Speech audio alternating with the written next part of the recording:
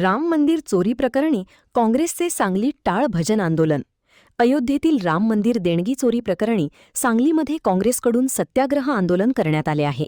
सांगली मिरज रस्त्यावरील हनुमान मंदिरासमोर काँग्रेस जिल्हाध्यक्ष विक्रम सावंत व शहर जिल्हाध्यक्ष राजेश नाईक यांच्या नेतृत्वाखाली टाळ भजन आंदोलन करण्यात आले.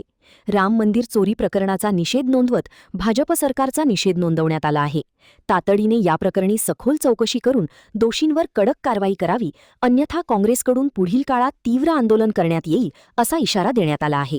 रघुपती राजाराम सत्याग्रह आंदोलन काँग्रेस पक्षाच्या वतीने चालू आहे. आमचे जिल्ह्याचे नेते आदरणीय विक्रमदादा, याचबरोबर सर्व जिल्ह्यातले कार्यकर्ते व शहरातले सर्व कार्यकर्ते, पदाधिकारी, नगरसेवक सर्व उपस्थित आहेत या आंदोलनामध्ये.